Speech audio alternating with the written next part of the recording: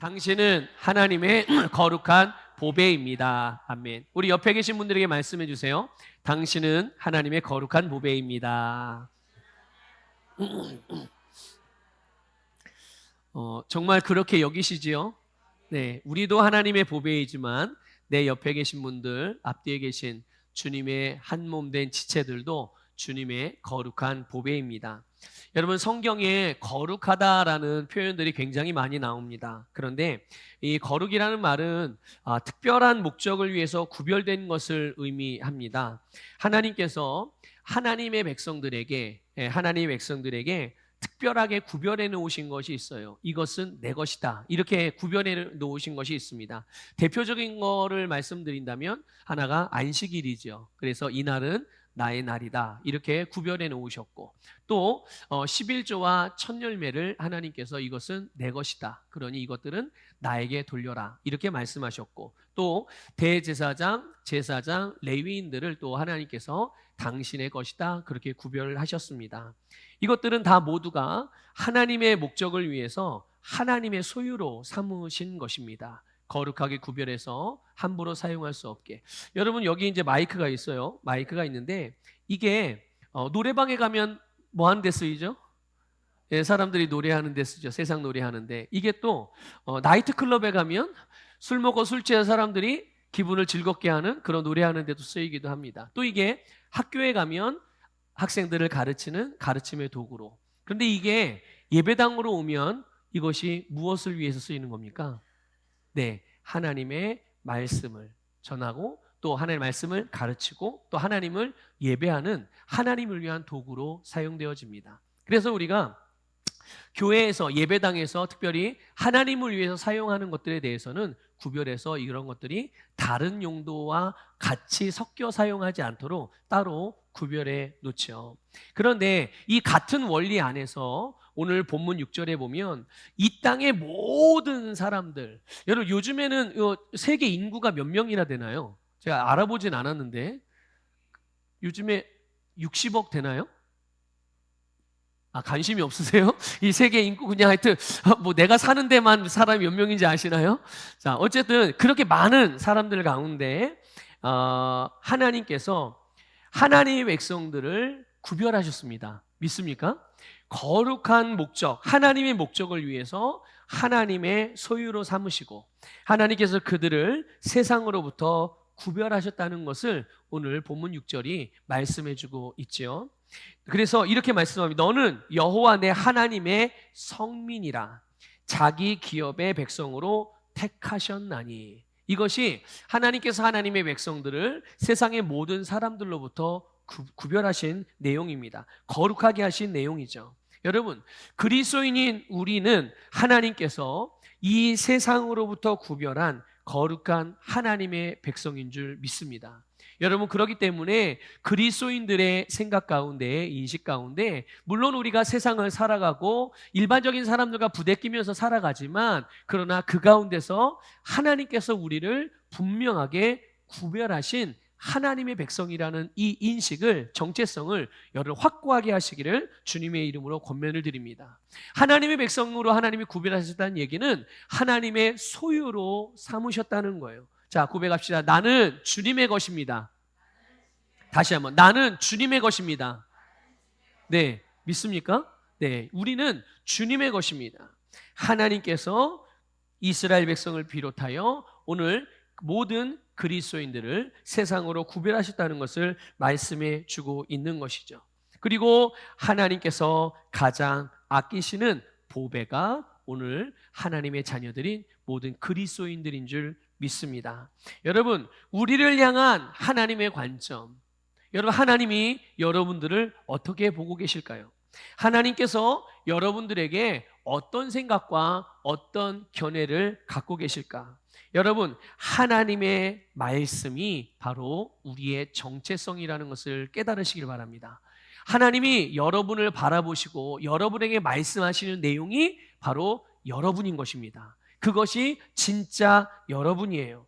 그러니까 우리는 하나님으로부터 받은 이 우리의 이 영적인 정체성을 믿고 또 우리가 이것을 인식하고 우리가 이것을 의식하게 될 때 그 정체성은 우리에게 새로운 변화를 만들어냅니다. 믿습니까? 어떤 변화, 어디에서의 변화냐? 우리의 생각을 변화시킵니다. 그 정체성이 바로 우리의 기분과 감정과 감각을 변화시킵니다.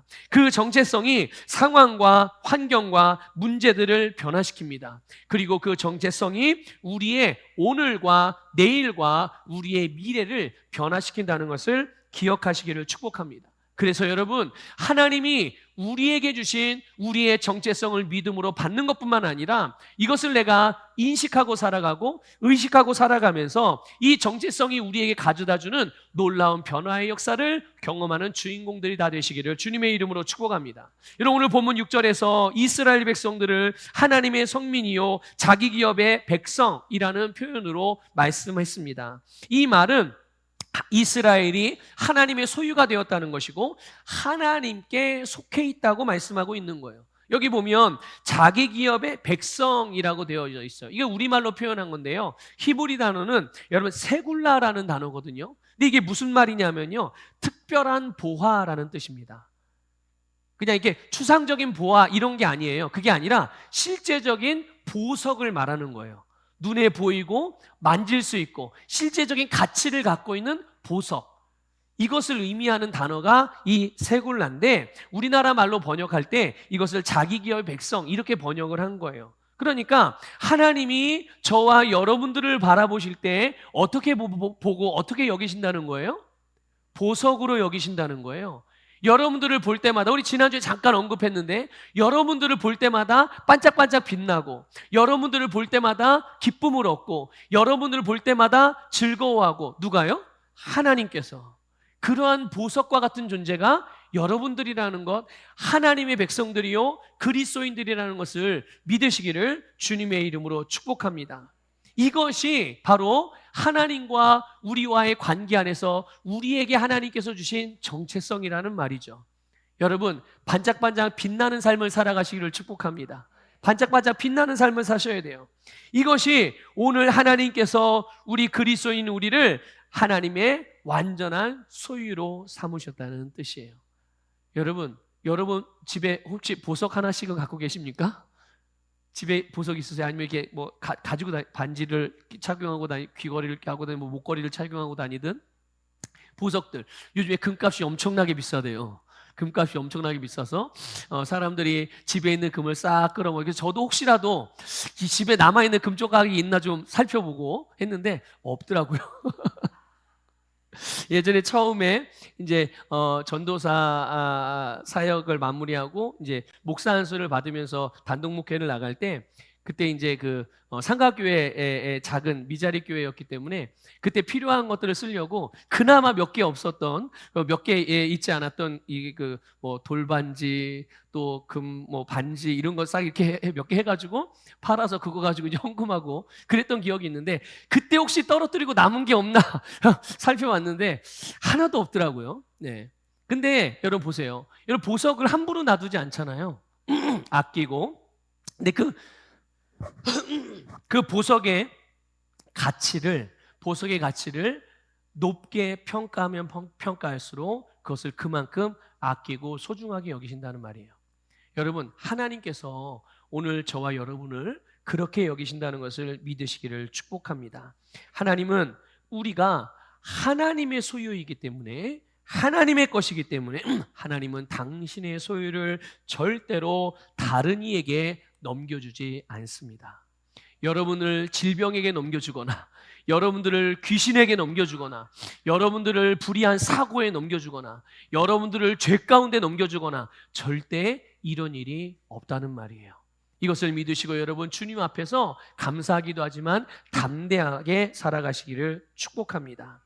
이것이 바로 오늘 우리가 이 땅에서 살아가면서 믿고 인식하고 감사하고 동시에 담대하게 살아갈 수 있는 이유인 것입니다.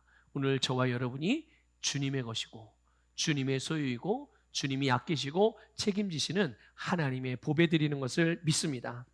그래서 하나님은 우리를 마귀로부터 또 세상으로부터 죄로부터 어떠한 대적이라 할지라도 그것들로부터 우리를 지키시고 보호해 주세요. 여러분 혹시 어떤 것들로 인하여 걱정하고 계시고 어떤 것들로 인하여 불안해하고 계시고 어떤 것들로 인하여 두려워하고 있습니까? 여러분이 걱정하는 것, 여러분이 초조해하는 것, 여러분이 또 두려워하고 걱정하고 불안해하는 바로 그것으로부터 하나님이 우리를 지켜주시고 우리에게 날마다 구원의 은혜를 베풀어 주시는 줄 믿습니다.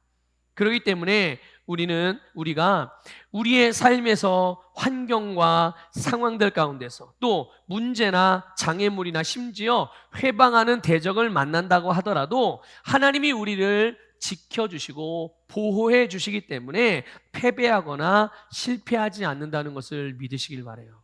여러분 절대로 하나님의 자녀들이 패배하거나 실패하는 법이 없습니다. 하나님께서 애초에 우리를 새로운 피조물로 지으실 때, 우리를 하나님의 자녀로 낳으실 때 그렇게 패배자로 낳으시질 않았어요. 여러분이 가지고 태어난 이렇게 하나님의 자녀로 가지고 거듭난 생명 자체가 승리를 가지고 있는 생명이라는 것을 믿으시기를 축복합니다. 그렇기 때문에 중요한 거 하나 말씀을 드리면 여러분의 생각, 여러분의 감정, 여러분의 의식을 패배자나 실패하는 자리에 두지 마시기를 권면을 드려요. 여러분의 생각이나 감정이나 감각이나 의식을 절대로 나는 뭐뭐 때문에, 나는 상황이 이러니까, 내 기분이 이러니까 나는 부족하고 연약하고 실패할 수밖에 없고 흠이 많고 죄가 많고 이렇게 여길 것이 아니라는 말이에요. 믿습니까?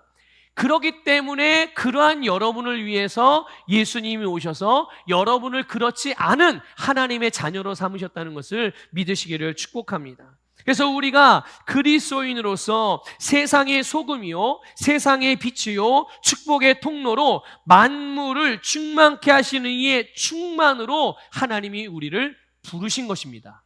믿습니까? 자, 여러분이 느끼는 여러분의 느낌에 따라서 여러분이 어떠한 사람인 것을 생각하는 것과 주님께서 여러분에 대하여 말씀하신 대로 여러분이 그러한 사람인 것을 인식하는 것과 여러분 뭐가 진리입니까? 첫 번째가 진리예요? 두 번째가 진리예요? 여러분이 느끼는 게 진리입니까? 주님이 말씀하신 게 진리입니까?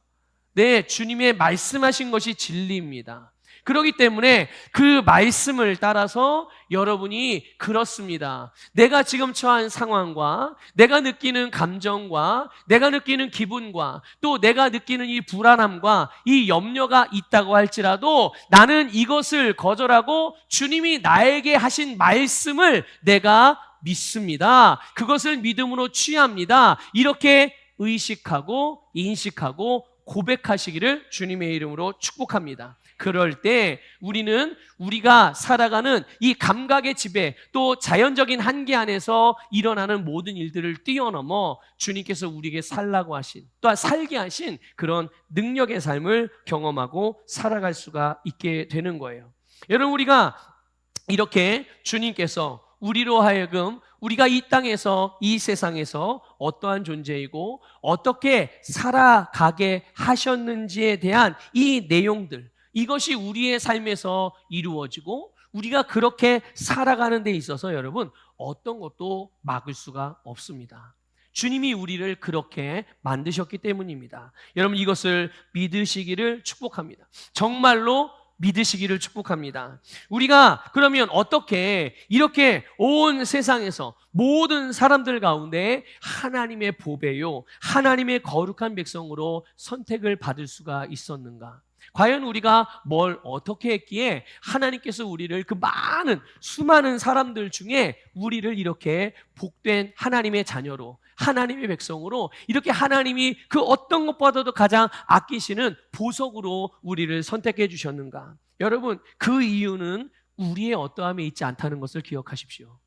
내가 이렇게 했기 때문에 저렇게 했기 때문에 내가 어떤 인격이 출중하고 다른 사람들보다 돈을 많이 벌고 아니 다른 사람들보다 성격이 좋아서 그런 이유가 아니라는 말이에요. 그 이유가 전적으로 하나님께 있음을 믿으시길 바랍니다. 성경은 이것을 그래서 하나님의 은혜라고 말하는 것입니다. 우리가 하나님의 은혜로 여러분 택함을 받은 것입니다. 하나님의 은혜로 하나님이 여러분들을 그렇게 택하여 주신 거죠. 자격이 없는 자에게 어떠한 자격도 요구하지 않으시고 어떠한 값도 받지 않으시고 값없이 주신 하나님의 호의가 하나님의 은혜이고 우리는 이 하나님의 은혜로 값없이 구원을 받은 것입니다. 그렇기 때문에 여러분, 우리가 뭔가를 세상에서 살아가면서 자랑하거나 드러내거나 나타내고자 할 때 우리에게 속한 것을 자랑하거나 나타내는 삶을 살아가는 것이 아닙니다. 그렇죠? 내가 뭔가 잘하고 뭔가 내세울 만한 게 있어야 뭔가 그걸 자랑할 수 있지 않겠어요?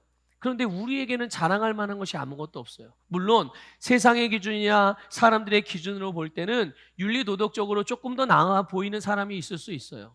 또 아니면 성격이 다른 사람들보다 그냥 무난하고 다른 사람들에게 보기에 이렇게 잘 대하는 그런 사람이 있을 수도 있죠. 그런데 그것이 하나님 앞에 구원을 받을 만한 자격이 아니라는 것을 깨달으셔야 돼요. 여러분 생각해 보세요. 여러분 이렇게 지나다니면서 혹시 살인자가 여기 살인자 이렇게 써놓고 다니는 사람들 있나요? 그래요? 근데 생각해 많이 해요. 어떠한 사람이 누군가를 살해하고 나서 아직 경찰에 잡히지 않았어요. 그래서 이렇게 활보하고 다녀요. 그럼 여러분들 그 살인자 알아볼 수 있겠어요? 근데 그 사람이 막 가고 있는데 앞에서 할머니 한 분이 가다가 푸쑥 넘어졌어요. 그래서 그걸 보고 있다가 아이고 할머니 넘어지시면 어때 조심해서 걸어가셔야죠. 그리고 부축해서 일으켜드렸어요. 좋은 일 한 거예요? 나쁜 일 한 거예요? 좋은 일 한 거죠. 근데 이 사람은 뭐 한 사람이에요? 살인자잖아요. 살인한 대가를 이제 값을 치러야 돼요. 근데 우리는 그걸 모르잖아요. 근데 우리는 뭘 보고 이 사람이 야 세상에 요즘에도 저런 사람이 다 있네. 그냥 사람들이 지나칠 법도 한데 저렇게 자기 시간 내서 힘들여서 이렇게 어르신이 넘어졌다고 저걸 일으켜주고 또 먼지까지 다 털어주고 세상에 손에다가 택시비까지 쥐어줘서 택시까지 잡아주고 태워서 이렇게 보내드리니 저런 사람이 어디 있어? 참 의인이다. 의인이에요? 살인자예요? 네, 살인자인 거예요. 잡히지만 않았을 뿐이죠. 써놓고 다니지만 않았을 뿐이죠. 네, 그런 거예요. 아무리 사람 보기에 좋아 보이고 잘 사는 것 같이 보이고 정말 선하게 보인다 할지라도 그가 가진 생명이 죄인의 생명이면 그는 여전히 죄인인 것입니다. 이것을 여러분들 반드시 기억하시길 바라요. 그러니까 보세요. 죄인이 아무리 자기 것도 아무것도 없어. 그 죄인이 아무리 자기 것을 자랑한들 그게 자기 거겠냐고요. 아니란 말이에요. 우리가 우리 자신에게 속한 것은 아무것도 자랑할 것이 없어요. 왜냐하면 내가 뭔가를 지불을 하고 얻었으면 자랑할 만한데 우리는 전적으로 하나님의 은혜로 말미암아 구원을 받았기 때문에 우리를 통해서 나타나고 드러나는 모든 것들은 주님의 것이어야 되는 줄 믿습니다. 하나님으로부터 온 것, 주님으로부터 받은 것, 또한 주님께서 우리를 통해서 나타내시고자 하시는 그것이 바로 무엇이냐? 예수 그리스도인 줄 믿습니다. 바로 주님의 십자가의 복음이요 부활의 영광인 줄 믿습니다. 그래서 하나님께서 우리를 이렇게 하나님의 은혜로 우리를 보배로 삼으셨는데 오늘 성경에 보니까 가장 적은 민족을 거룩한 보배로 삼았다고 말씀하고 있어요. 여러분, 창조주 하나님, 살아계신 유일한 하나님, 만물을 주관하시고 다스리는 이 하나님의 거룩한 백성이 되었다. 하나님의 존귀한 자가 되었다. 이것은 여러분 하나님의 백성들에게는 가장 큰 특권이자 복인 줄 믿습니다. 여러분, 그런데 이런 하나님의 선택에 그들이 하나님께 선택을 받을 만한 조건을 갖추었기 때문이 아니라는 것을 오늘 말씀이 분명하게 알려줍니다. 여러분, 이스라엘 백성들이 하나님 앞에 선택받을 만한 어떤 조건을 갖췄습니까? 그렇지 않아요. 7절에 보니까 이렇게 말씀합니다. 너희는 오히려 모든 민족 중에 가장 적으니라 라고 말씀합니다. 하나님이 이스라엘 백성들을 왜 하나님의 거룩한 보배, 하나님의 선민으로, 하나님의 백성으로, 하나님의 소유로 선택을 하셨는가? 이스라엘이 단 어떤 민족들보다 가장 적은 민족이었기 때문이다라고 말씀하고 있습니다. 여러분 신명기 7장 1절에 보면 가나안 땅에 살고 있던 7족속의 이름들이 나옵니다. 거기 보면 이스라엘은 이제 그 사람들이, 그 민족들이 그 일곱 족속이 살아가는 곳으로 들어가게 될 거예요. 그리고 이스라엘 백성들은 이제 이들에 의해서 사방이 다 우겨쌈을 당하게 될 것입니다. 주변에 어디를 둘러봐도 다 이 일곱 족속 중에 한두 족속들로 항상 둘러싸여 있게 될 것이죠.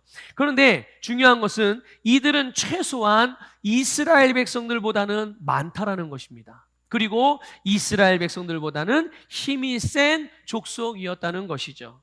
그런데 여러분, 하나님이 누구를 택했어요? 가나안 족속을 택한 것이 아니라 이스라엘을 선택을 했습니다. 그리고 가장 적은 민족이었던, 가장 작은 민족이었던 이스라엘이 자기들보다 크고 자기들보다 많고 자기들보다 힘이 센 족속들을 어떻게 할 것이냐? 쫓아내게 될 거예요. 그리고 가장 적은 민족, 가장 작은 나라가 사는 그 땅을 하나님의 나라가 되게 할 것입니다. 하나님께서 가장 적고 가장 작은 나라인 이스라엘을 통해서 그 일을 행하신다는 말이죠. 여러분, 그래서 그 가운데 하나님의 권능과 하나님의 위대함을 나타낼 것이라는 것을 믿으시기를 축복합니다. 여러분, 하나님께서 교회를 택하십니다. 하나님께서 믿음의 사람들을 택하십니다. 하나 몇 면이 뜯어보면, 가장 이게 자세하게 살펴보면 하나님이 굳이 선택할 만한 그런 내용들이, 자격들이 별로 없어요. 하지만 하나님이 그럼에도 불구하고 연약한 자, 부족해 보이는 자, 뭔가 부실해 보이는 자. 제가 그 신학교 다닐 때 군대 면제받은 사람들이 그렇게 많아요. 특히 신학생들 중에. 그래서 이제 저도 군대를 온전하게 갔다 오지 않았습니다. 저도 허리 디스크 때문에 의가사 제대를 했는데요. 훈련소에 의가사 제대했다기도 뭐해. 왜냐하면 훈련소에서 그냥 4주 훈련 받고 병원에 실려가가지고 한 달 입원했다가 2달 만에 퇴원을 했거든요. 그리고 전역을 한 거예요. 바로. 그러고 나서 학교를 갔어요. 그랬더니 주변에서 그러더라고요. 좀 뭐 이런 표현 그렇지만, 야, 하나님이 살아계시긴 살아계신가 보다. 희한하게 왜 신학과는 다 병신들만 모여있냐. 그래, 참 희한하죠. 유독 신학과에 이 남자들 중에 군대를 면제를 받았거나 공익을 간다든지, 또 옛날에 이제 방위였죠, 방위. 뭐 방위산업체 뭐 이런 거든지, 이렇게 저같이 갔다가 빨리 나온 사람, 이런 사람들이 되게 많아요. 다른 그 과에 비해서. 그래서 이제 우리가 그냥 그러니까 하나님이시지. 하나님이 이렇게 보잘것없는 사람들을 택하셔서 또 하나님의 위대한 일들을 행하시려고 그러는 거 아니시겠어? 이렇게 이제 웃으면서 이렇게 이야기하는 일들이 많이 있어요. 그러니까 하나님께서 우리에게 어떤 사명들을 맡기실 때, 하나님, 제가 이것들을 감당할 수 있을 만한 뭐가 되나요? 저는 아무것도 잘할 수 있는 게 없고 이 하나님의 일들을 할 수 있는 능력도 없습니다. 저는 너무 부족합니다. 그래서 저는 못합니다. 보통은 이렇게 반응을 많이 하거든요. 그런데 하나님이 그거를 아실까요? 모르실까요? 아시죠? 하나님이 나보다 더 잘 아세요. 그래서 내가 뭐가 부족한지, 뭐가 없는지, 뭘 못하는 사람인지, 뭐가 약점인지 하나님은 내가 말하기 전에 이미 다 알고 계십니다. 그런데 그럼에도 불구하고 이렇게 부족하고 연약한 사람들을 하나님께서 택하시고 그들에게 하나님의 일을 하라고 사명을 주시는 것은 그들이 뭔가를 잘하기 때문이 아니라는 것을 여러분 꼭 기억하셔야 돼요. 그러나 분명한 것은 그럼에도 불구하고 그렇게 작고 연약한 자들을 통하여 하나님이 일하실 때 거기에서 하나님의 영광이 나타나는 거예요. 사람이 할 수 없는, 사람의 한계로는 할 수 없는데 그 일을 해내는 것들이 바로 하나님의 능력으로 행하는 일들임을 믿으시기를 축복합니다. 그러면 여러분 이렇게 생각할 수 있죠. 그럼 무조건 작고 부족하고 적고 연약한 것이 하나님의 선택을 받을 수 있는 기준입니까? 아니요. 무조건 그렇다고 그것이 기준이 될 수는 없죠. 그런데 하나님께서는 이 세상에서 구원의 필요가 있는, 그 필요를 원하고 그 필요를 바라고 그 필요를 구하는 자들의 구원이 되시는 하나님이신 거예요. 그래서 여러분들의 필요가 있습니까? 여러분들의 삶에 어떤 필요들이 있으세요? 또 그 필요가 채워지고 변화되기를 원하십니까? 그리고 그것들을 추구하고 구하고 계십니까? 그러면 여러분, 하나님은 여러분들을 구원의 능력으로 여러분들에게 여러분이 구하는 바를 이루어 주신다는 것을 믿으시기를 축복합니다. 여러분, 이스라엘 백성들이요, 애굽에서 종살이할 때 그 고통으로부터 구원받기를 바랬어요. 너무나도 원했죠. 하다 안 되니까 어떻게 합니까? 하나님 앞에 부르짖기 시작합니다. 울부짖기 시작합니다. 그때 하나님이 어떻게 하셨습니까? 그들이 바라는 바, 그들이 원하는 바를 아셨고, 그들에게 무엇이 필요한지를 아셨고, 그들이 부르짖는 소리를 들으시고 그들에게 찾아가셨다는 것을 기억하십시오. 그리고 가장 적은 민족을 통하여서 온 세상에 복을 주시고 구원하시는 이 하나님의 큰 그림, 하나님의 사랑의 계획을 이루셨음을 기억하시기를 축복합니다. 여러분, 우리의 연약함, 우리의 약점, 우리의 부족함, 문제, 고통, 아픔, 괴로움, 그 이유, 그 원인이 무엇이든 간에 하나님은 우리에게 필요한 구원을 주시는 구원의 하나님이십니다. 믿습니까? 우리가 그 속에 갇혀서 그 한계 속에서 제한받으며 고통스럽게 살아가는 것을 당연한 것으로 여기지 않으시기를 바라요. 여러분, 그 한계, 나는 어쩔 수 없어, 난 이렇게 될 수밖에 없어, 우리가 이렇게 주님께서 우리를 위해서 이뤄놓으신 일들에 대하여 불신앙적으로 반응하지만 않는다면 우리는 절대로 그 안에 갇혀서 실패자로 살아갈 수 없음을 여러분들 믿으시기를 주님의 이름으로 축복합니다. 우리를 구원하시기 위해서 하나님이 당신의 아들 독생자를 보내주셨습니다. 예수님을 통해서 우리를 구원해 주셨습니다. 우리를 연약함으로부터 구원하여서 강한 자가 되게 해주셨습니다. 실패와 패배로부터 우리를 구원하여서 승리자가 되게 해주셨습니다. 그리고 이제는 우리로 하나님의 거룩한 보배가 되게 하셔서 하나님께서 우리를 통하여, 저와 여러분을 통하여 이 세상의 필요, 이 세상이 필요로 하는 것, 이 세상이 진짜 바라고 원하고 구하는 그것을 바로 저와 여러분들을 통하여 이 땅에 주님의 몸된 교회들을 통하여 세상에 하나님께서 공급하시고 베풀어 주신다는 것을 기억하시기를 축복합니다. 그러니까 여러분, 우리가 바로 주님의 보배인 것, 하나님이 값지게 여기는 것, 가장 연약하고 가장 작고 적은 자들이지만 그럼에도 불구하고 우리를 통해서 하나님의 일들을 이루어 가신다는 것을 기억하시면서 감사하시기를 주님의 이름으로 축복합니다. 그럼 세상이 필요로 하는 것, 하나님이 우리를 통해서 세상에 주시고자 하시는 축복들이 무엇입니까? 그 일들이 예수님이 이 땅에서 오셔서 행하신 일들입니다. 그래서 가난한 자에게 복음을, 또 눈먼 자에게 다시 보게 함을, 묶인 자에게 자유함을, 죽은 자에게 생명을 주는 일이 바로 오늘 우리를 통해서 하나님께서 행하시는 일들이라는 것을 기억하시고 이것을 믿음으로 여러분의 사명으로 삼고 살아가시기를 주님의 이름으로 축복합니다. 자, 두 번째로 여러분, 하나님이 우리를 어떠한 이유로 우리를 하나님의 거룩한 보배로 삼으셨는가? 바로 하나님의 사랑으로 우리를 보배로 삼으신 것입니다. 여러분 8절에 보면 하나님이 이스라엘 백성들을 기뻐하시면서 거룩한 보배로 선택하신 두 번째 이유를 말씀해 주고 있죠. 다만 너희를 사랑하심으로 말미암아. 하나님께서 이스라엘 백성들을 거룩한 하나님의 보배가 되게 하신 것은 그들을 사랑하셨기 때문이라고 말씀하고 있습니다. 여러분, 그들을 향한 하나님의 사랑, 그것이 바로 하나님으로 하여금 그들을 애굽에서 바로 왕의 손으로부터 속량하시는 구원의 행동으로 나타나게 했다는 것을 믿으시기를 축복합니다. 여러분, 하나님이 이스라엘을 애굽에서 구원하신 속량의 사건을 가만히 생각해 보세요. 하나님이 이스라엘 백성들을 애굽으로부터 구원해 내셨단 말이죠. 홍해를 건너게 하시고 광야를 지나게 하시고 그리고 하나님의 약속의 땅 가나안을 예비해 주셨어요.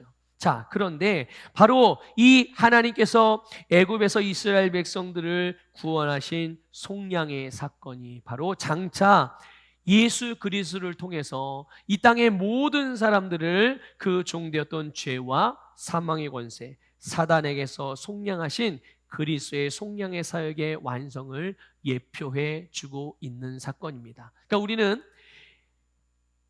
이스라엘 백성들이 홍해를 건너는 사건, 이스라엘 백성들이 애굽으로부터 빠져나오는 이 성경의 내용을, 구약의 내용을 읽으면서 우리는 예수님께서 우리를 위해서 행하신 일들과 그 결과를 우리는 주목하게 되는 겁니다. 그 놀라운 역사가 오늘 저와 여러분에게 이루어졌다는 것을 믿으시길 축복합니다. 한번 물어볼게요. 여러분들은 애국과 같은 죄와 속박과 마귀의 권세 아래서 아직도 여전히 살고 계신 사람들입니까? 아니면 거기로부터 빠져나와서 홍해를 건너서 가나안에서 살고 계신 분들입니까? 여러분 어디에서 살고 계십니까? 네, 가나안에 살고 계신 분들이에요. 신약적으로 표현하면 시온의 백성이고 하나님 나라에서 살고 있는 자들임을 믿으시기를 축복합니다. 그러니까 여러분, 어떻게 우리가 그렇게 될 수 있었겠는가? 바로 하나님이 우리를 그렇게 사랑하셨기 때문인 줄 믿습니다. 로마서 5장 8절을 보면 이렇게 되어 있어요. 같이 읽어볼까요? 시작. 우리가 아직 죄인 되었을 때에 그리스도께서 우리를 위하여 죽으심으로 하나님께서 우리에 대한 자기의 사랑을 확증하셨느니라. 아멘, 아멘. 여러분, 하나님이 나를 사랑하시는 것을 내가 어떻게 알 수 있나요? 여러분, 십자가를 바라보십시오. 예수 그리스도를 바라보시기를 주님의 이름으로 권면을 드립니다. 우리가 주 예수 그리스도를 바라볼 때 그 안에서 우리는 하나님의 사랑을 발견하게 되는 것입니다. 여러분, 예수님이 십자가에 죽으심으로 우리를 향한 하나님의 사랑을 보여주셨거든요. 우리를 향한 하나님의 사랑의 열매가 무엇이냐? 바로 생명입니다. 이것을 여러분 절대로 잊지 마십시오. 하나님이 나를 사랑하시고 하나님이 우리를 사랑하시고 하나님이 모든 사람들을 사랑하신 그 사랑으로 말미암아 나타난 열매가 무엇이냐? 그것이 바로 생명입니다. 우리를 위해서 예수님이 죽으셨죠? 다시 또 부활하셨습니다. 그래서 누구든지 예수 그리스도를 믿으면 죄로부터 구원을 받습니다. 근데 죄로부터 구원받는 것만이 아닙니다. 그들에게 영생이 주어집니다. 그들은 믿음으로 영생을 받게 되는 것이죠. 요한복음 1장 12절은 이 부분을 이렇게 말합니다. 곧 그 이름을 믿는 자들에게는 하나님의 자녀가 되는 권세를 주셨으니. 아멘. 영생으로 말미암아 하나님의 자녀로 거듭나게 되는 것입니다. 하나님이 우리에게 영생을 주심으로 우리를 하나님의 자녀로 낳으신 거죠. 그래서 오늘 저와 여러분, 그리고 모든 예수 그리스도를 믿는 그리스도인들은 하나님의 자녀로 거듭난 줄 믿습니다. 여러분, 하나님은 사랑의 하나님이십니다. 여러분의 아버지가 사랑의 아버지십니다. 그러면 그 자녀는 어떤 자녀입니까? 네, 역시 아버지와 똑같이 사랑의 자녀인 줄 믿습니다. 여러분, 하나님이 사랑의 하나님이시니까 그 자녀인 우리도 사랑의 자녀로 태어난 것입니다. 그런데 어떤 분들은 그렇게 생각을 해요. 점점 사랑의 자녀가 되어가는 것처럼 생각을 합니다. 그렇지 않습니다. 점점 여러분이 사랑의 자녀가 되어가는 게 아니라 이미 사랑의 자녀로 태어났음을 믿으시기를 축복합니다. 그래서 여러분, 우리가 하나님의 자녀가 여러분 혹시 하나님의 자녀가 점점 하나님의 자녀로 되어가는 게 말이 되나요? 여러분 부모님에게 나는 우리의 부모님의 자녀로 점점 자녀가 되어가, 이게 맞아요? 틀려요? 이건 완전히 틀린 말이에요. 그렇죠? 이미 하나님의 자녀로 태어난 것입니다. 여러분은 부모님의 자녀로 태어난 것입니다. 마찬가지 그리스도인들도 하나님의 자녀로 태어난 것입니다. 그러면 우리는 점점 사랑의 사람이 되어가는 게 아니라, 사랑의 자녀가 되어가는 게 아니라 이미 사랑의 자녀요 하나님의 자녀로 태어났고 하나님의 자녀의 증거들이, 하나님의 사랑이 점점 더 많이 나타나게 되는 것입니다. 믿습니까? 그러니까 내가 점점 나를 이런 사람이 되게 해주세요라고 기도하는 것도 물론 하나님이 응답을 하시겠지만, 더 바른 표현의 기도는 주님의 사랑이 나를 통해 점점 더 많이 나타나기를 원합니다. 이렇게 기도하는 게 더 맞는 표현이겠죠. 네. 그러니까 여러분, 우리는 하나님의 자녀요, 하나님의 능력을 가지고 태어나고 하나님의 축복을 가지고 태어난 하나님의 자녀인 줄 믿습니다. 그래서 우리는 이제 시간이 흐르면 흐를수록, 주님의 말씀으로 영적으로 성장하면 성장할수록, 성숙하면 성숙할수록 우리 안에 하나님이 주신 모든 것들이 점점 더 많이 우리의 삶에 나타나게 되어지는 것이죠. 자, 여러분, 6절에서 하나님께서 이스라엘 백성들을 향하여 어떻게 말씀하고 있는지를 다시 한번 주목해 보십시다. 너는 여호와 내 하나님 성민이라 자기 기업의 백성으로 택하셨나니. 여기 보면 너희는 점점 하나님의 성민이 되어라, 점점 거룩하게 되어라, 점점 하나님의 기업의 백성들이 되어라 라고 말씀하지 않습니다. 이미 거룩한 백성이 되었고 이미 보배가 되었다고 말씀하고 있죠. 이것이 여러분을 향한 사랑의 열매입니다. 하나님이 저와 여러분을 사랑하셔서 우리가 그러한 자로 태어난 것입니다. 우리가 그러한 자로 거듭난 줄 믿으시기를 축복합니다. 그래서 하나님의 사랑은 우리에게 생명을 주었고, 그리고 우리의 생명 그 자체가 사랑의 본성을 가지고 있는 생명인 것입니다. 그러니까 여러분, 우리의 삶은 당연히 사랑의 삶이라는 것을 항상 인식하시기를 축복합니다. 여러분, 구원 따로 사랑 따로가 아닙니다. 구원 따로 영생 따로가 아니라는 것을 여러분들 기억하십시오. 예수님께서 말씀하십니다. 요한복음 15장 10절을 보면요, 같이 읽어볼까요? 시작. 내가 아버지의 계명을 지켜 그의 사랑 안에 거하는 것 같이 너희도 내 계명을 지키면 내 사랑 안에 거하리라. 아멘. 예수님께서 하나님의 말씀을 행하셨어요. 그 말씀을 행하심으로 하나님의 사랑 안에 계속 머물러 계셨고 그 안에서 살아가셨다는 것을 말씀해 주고 있죠. 여러분, 그 말씀이 생명이기 때문에 예수님이 그 안에 머물러 계신 것입니다. 예수님이 우리의 생명을 주시기 위하여 하나님 아버지의 말씀을 따라 행한 것입니다. 그 말씀이 우리에게 생명이며 우리를 살게 하기에 주님께서 당신이 우리에게 본을 보여주신 줄 믿으시기를 축복합니다. 그리스도인의 사랑은 이 세상의 사랑이 아니에요. 하나님의 사랑입니다. 자, 고백합시다. 나는 하나님의 사랑을 가지고 있습니다. 다시 할게요. 나는 하나님의 사랑으로 태어났습니다. 믿습니까? 네, 여러분은 하나님의 사랑의 열매들입니다. 옆에 계시는 분들 보세요. 예쁘죠? 멋있죠? 잘났죠? 네, 잘났다는 게 비꼬는 말이 아니라 정말 잘난 것입니다. 네. 자, 왜 그렇게 예쁘고 잘생기고 아름다워 보이느냐? 하나님의 사랑의 열매이기 때문입니다. 여러분이 그렇게 바라보시기를 축복합니다. 그러므로 그리스도인인 우리는 이제 이 사랑에 대한 개념, 정의 또는 이해를 성경적으로 새롭게 할 필요가 있어요. 여러분, 사랑을 감정이나 느낌이나 또는 기분이나 감각적인 방향으로 이해할 것이 아니라 영적으로 이해하시기를 축복합니다. 여러분, 하나님의 사랑은, 성경적인 사랑은 생명입니다. 믿습니까? 그래서 여러분, 이렇게 좀 예를 들어볼게요. 자녀가 뭔가를 잘못하고 있어요. 자녀가 뭔가를 잘못합니다. 그럼 부모는 자녀를 사랑하는 게 마땅하지 않겠어요? 그렇죠? 부모가 자녀를 사랑하는 건 너무나도 당연한 일입니다. 그러니까 자녀가 자녀를 사랑하는데 그럼 사랑하니까 자녀를 살게 하는 게 부모가 할 일이에요? 그냥 내버려 두는 게 부모가 할 일이에요? 자녀를 살게 하는 게 자녀를 사랑하는 부모의 할 일인 것입니다. 그러니까 자녀를 사랑하기 때문에 자녀가 살 길은 이제 자기가 잘못된 길에서 돌이킨다든지 잘못을 멈추어야 자녀는 살게 되는 거예요. 돌이키는 거죠. 그래서 부모가 사랑하는 자녀에게 어떻게 하죠? 뭔가를 잘못하고 있는 자녀에게 훈계를 하죠. 네, 잘못하고 있는 자녀에게 훈계를 하고 잘못에서 돌이켜서 바른 길로 가라, 이렇게 훈계를 합니다. 자, 그런데 가만히 보면요, 훈계할 때 훈계하는 부모나 훈계를 듣는 자녀가 기분이 어때요? 별로 좋지 않습니다. 자녀들이 착각하는 게 있어요. 자녀들이 부모가 자기에게 훈계를 하면 부모는 기분 좋고 즐겁고 행복하게 생각하면서 자기만 기분 나쁘다고 생각을 하는 거죠. 아니에요. 부모도 자녀에게 훈계를 하거나 잘못된 것들을 지적하고 바르게 교정시켜 주려고 하는 그런 시도들을 할 때는, 교육을 할 때는 그렇게 기분으로 말한다면 그렇게 좋지 않습니다. 여러분 아마 다 경험이 있으실 거예요.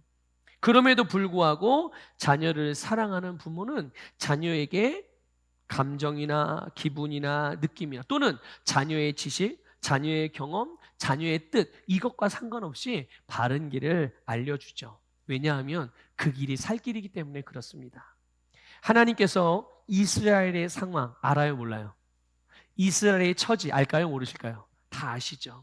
그들의 감정이나 기분과 또는 그들의 뜻 하나님이 아실까요, 모르실까요? 예, 다 아시죠. 그리고 모든 것을 아십니다. 그리고 하나님은 좋으신 분이기 때문에 그들을 이해해 주시기까지 합니다. 그러나 기억하세요. 하나님은 절대로 그들의 감각을 따라서 역사하지 않으셨다는 것입니다.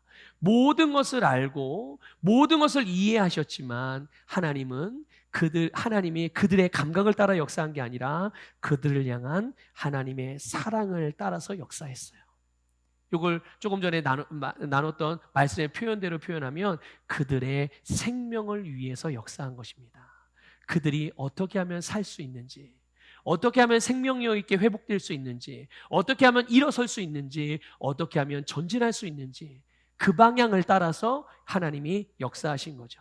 살 수 있도록, 살아날 수 있도록, 성장하고 성숙하고 지경의 확장을 위한 생명의 필요를 따라 역사하시는 것이 하나님의 생명, 하나님의 사랑의 역사인 줄 믿습니다. 그리고 오래 참아주셨어요.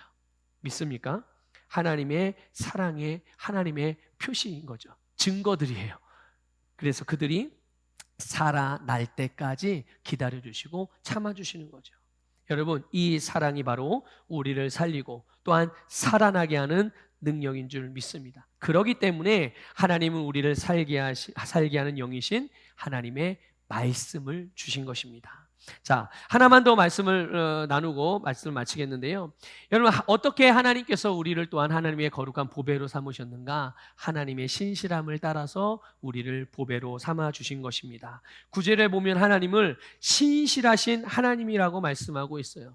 신실하다는 표현은요, 약속을 잘 지키신다는 뜻이에요. 약속을 잘. 혹시 하나님이 약속을 어기신 적이 혹시 성경을 읽다가 혹시 보신 적 있나요? 없죠. 하나님은 단 한 번도 당신의 약속을 어기신 적이 없습니다. 특별히 이 신실하시다는 표현을 성경에서 하나님의 성품을 신실하다는 표현을 할 때는 기본적인 개념은 약속을 잘 지킨다는 의미가 있는데 그 약속은 어떤 약속이냐면요, 바로 축복에 관련된 약속들입니다. 축복, 은혜, 구원, 생명, 복에 대한 약속을 반드시 지키시는 하나님이라는 것을 강조하고 있는 거예요. 여러분, 베드로전서 1장 24절 25절 읽어볼까요? 같이 읽겠습니다. 시작. 그러므로 모든 육체는 풀과 같고 그 모든 영광은 풀의 꽃과 같으니 풀은 마르고 꽃은 떨어지되 오직 주의 말씀은 세세토록 있도다 하였으니 너희에게 전한 복음이 곧 이 말씀이니라. 아멘. 여러분, 주님의 말씀은 영원합니다. 1.1핵도 떨어지는 법이 없습니다. 모든 것이 이루어집니다. 바로 주님은 하나님의 주신 그 약속, 당신이 하신 약속의 말씀을 반드시 지키시는 신실하신 하나님이십니다. 그래서 하나님이 이스라엘을 애굽으로부터 바로 왕으로부터 속량하시고 그들을 택하심으로 이제 하나님이 약속하신 대로 이스라엘을 가나안으로 인도하시는 거예요. 누구에게 약속했습니까? 하나님이 아브라함과 이스라엘 백성들의 조상들에게 하신 약속을 그 후손들인 이스라엘 백성들에게 약속을 지키시는 거예요. 그게 도대체 얼마 전이에요? 너무나도 오래전임에도 불구하고 아무리 세월이 흘렀어도 불구하고 하나님은 변함이 없으신 분이십니다. 그래서 하나님은 신실하게 하나님의 백성들에게 약속을 지키신 것이죠. 여러분, 본문 9절을 보면 이렇게 말씀하고 있습니다. 그를 사랑하고 그의 계명을 지키는 자에게는 천대까지 그의 언약을 이행하시며 인애를 베푸시되. 아멘. 여러분, 우리가 예수 그리스도를 믿음으로 하나님께서 우리를 하나님의 자녀로 낳으셨습니다. 그리고 하나님의 자녀의 권세를 우리에게 주셨습니다. 그리고 믿음으로 예수님의 이름과 그분의 말씀을 사용해서 모든 것을 할 수 있는 능력을 주셨습니다. 자, 저를 따라 고백합시다. 믿는 자에게 능치 못함이 없습니다. 믿습니까? 여러분 예수님 믿으시죠? 그럼 여러분들에게는 불가능이 없다는 얘기예요. 우리가 그 주님을 믿는 믿음과 주님의 이름이 가진 능력을 가지고 우리가 사용하면 그 모든 것들이 다 이루어지게 된다는 것을 말씀해 주고 있는 거죠.